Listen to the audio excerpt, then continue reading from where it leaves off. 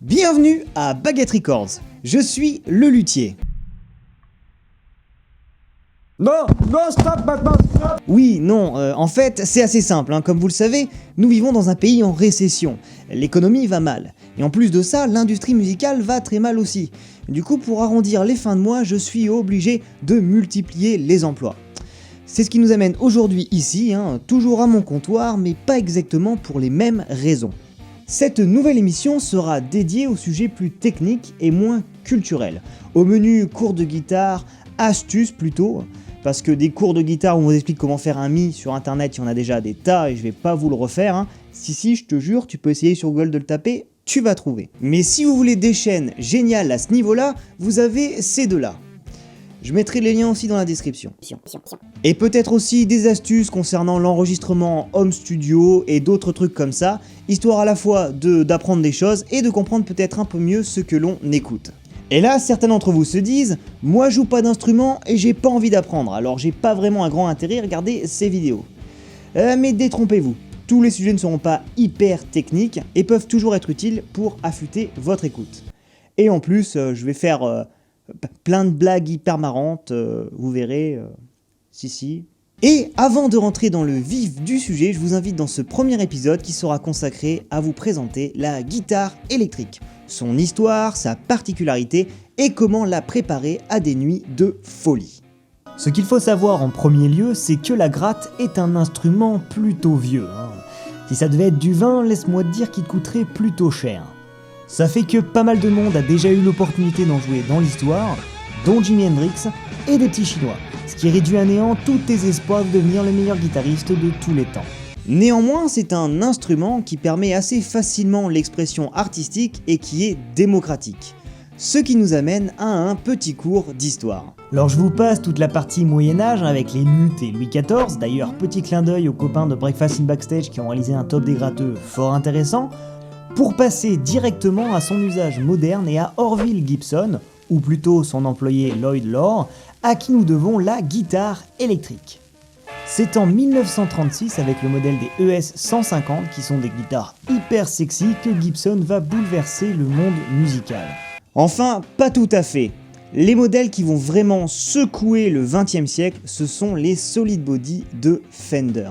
Comme vous le savez, il existe deux grands types de guitares, acoustique et électrique. Mais comme pour l'un d'eux, il y a des guitares folk ou classiques, pour l'autre, il y a les hollow, semi-hollow et les full body. Ces appellations font en fait référence au corps de la guitare.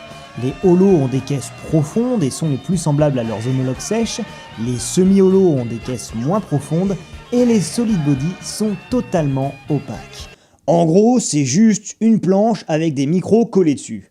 Ou du moins, c'est ce que vont se dire les joueurs de jazz et de blues dans les années 1950 à la sortie du modèle Telecaster. En même temps, imaginez-vous dans un monde rempli de Gibson ES hyper belles où un Leo Fender qui s'apparente plus à un électricien qu'à un luthier vous pond la Telecaster, qui en plus était construite plus ou moins à la chaîne. Ça doit paraître un peu louche. Sauf qu'il se trouve qu'à l'époque, un électricien c'est exactement ce dont le monde des guitaristes avait besoin.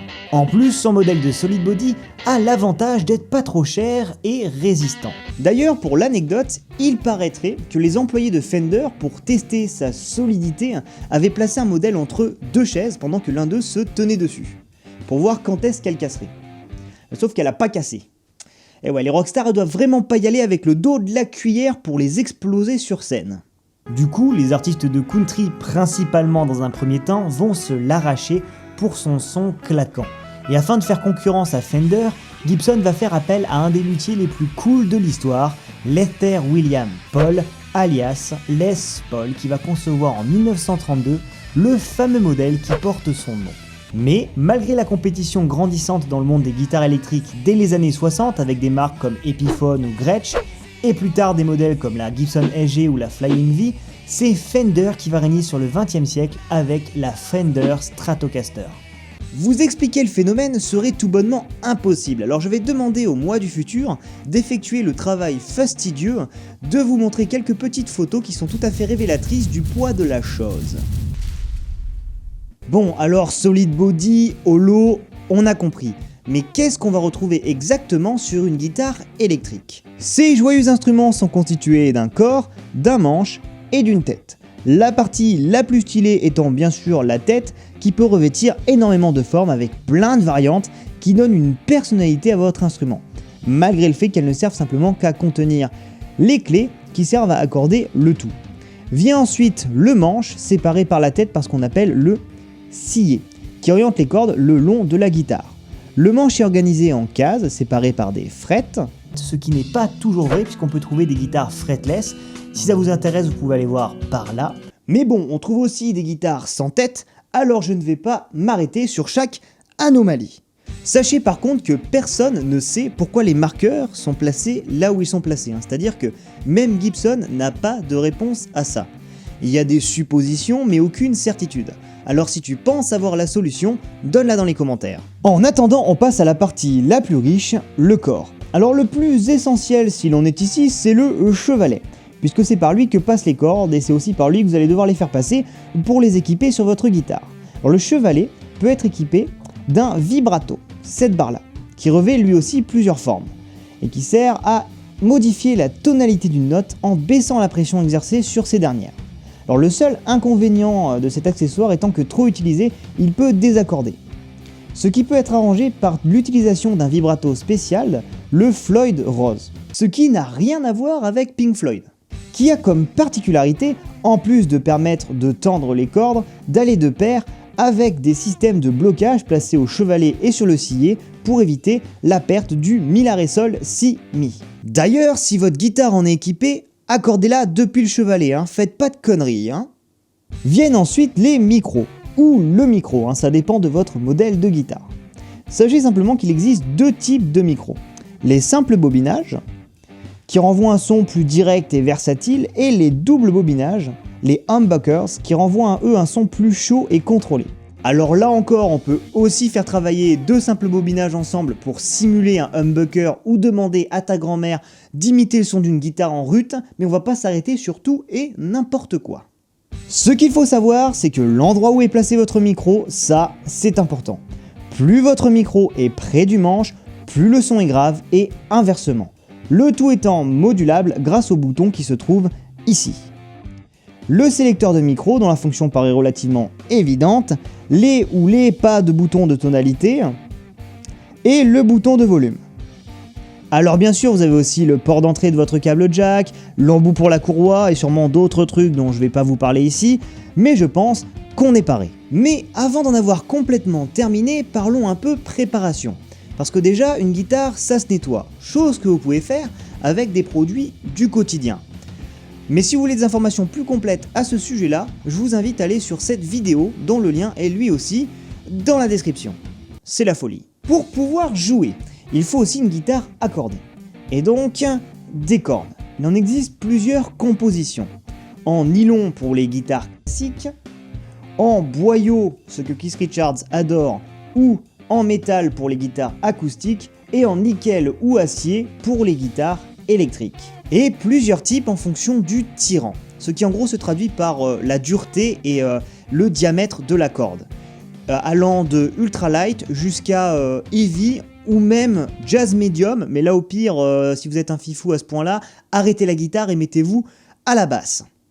Personnellement, j'ai une préférence pour le extra light, voire le light, parce que j'ai des petits doigts fragiles, et aussi parce que c'est le type de corde qui est utilisé par Billy Gibbons, c'est une bonne partie des guitaristes des années 60, et ça, c'est plutôt cool. Sachez par contre que si jamais vous changez le tirant des cordes de votre guitare, renseignez-vous sur internet d'abord pour être sûr que votre guitare peut être compatible. Et vous risquez aussi d'avoir à faire quelques réglages au niveau du manche, donc voilà, renseignez-vous plus à ce sujet-là. Je mettrai aussi le lien d'un site dans la description, parce que je suis vraiment hyper sympa. Pour ce qui est de poser des cordes, ça n'a rien de bien compliqué, mais il y a deux écoles. Certains vous diront qu'il vaut mieux les enlever une par une, histoire de ne pas abîmer le manche, et d'autres vous diront qu'il faut mieux tout enlever et remettre les nouvelles d'un seul coup. Personnellement, je les retire toutes, pour la simple et bonne raison que c'est beaucoup plus simple pour nettoyer la guitare. Une chose reste sûre, si une corde se casse, il faut toutes les changer. Et il faut surtout pas toutes les enlever d'un seul coup avec un ciseau ou n'importe quel instrument de l'apocalypse qui vous tombe sous la main, ou alors vous les desserrez à fond avant. Encore, faites pas de conneries. Et techniquement, si on n'était pas une bande de gros procrastinateurs, il faudrait changer les cordes assez souvent, et pas seulement une fois que l'une d'entre elles nous pète dans les doigts. Parce que des cordes abîmées par la vie et un peu rouillées, ça a tendance à faire un son plutôt pourri. Et rien que les changer, ça peut donner une nouvelle vie à votre instrument. Une fois que ça c'est fait, on peut passer à l'accordage. Un moment qui pour certains débutants paraît terrifiant et d'une complexité hors du commun, alors que pas du tout. Pour réaliser cet acte d'une rare difficulté, les seules choses dont vous avez besoin, ce sont vos petits doigts et un accordeur. Là c'est très simple, même votre téléphone peut faire l'affaire. Alors il existe plusieurs types d'accordage. Le classique Mi La Ré Sol Si Mi qui se traduit en anglais par E A D G B E, mais aussi le drop D, le C ouvert, etc. Mais on viendra là-dessus plus en détail dans une autre vidéo. Pour accorder en classique, il vous suffit de tourner les clés correspondantes jusqu'à atteindre les notes recherchées, en faisant simplement attention de ne pas être une octave trop haut, mais je pense que vous vous en rendriez compte, au moment où la guitare hurle de douleur et où vous devez utiliser une pince pour tourner la clé. La seule chose à laquelle il faut faire attention, c'est d'accorder en alternant cordes graves et cordes aiguës, histoire qu'il n'y ait pas trop de pression d'un seul côté du manche. Et une fois que tout ça est fait, votre guitare peut resplendir.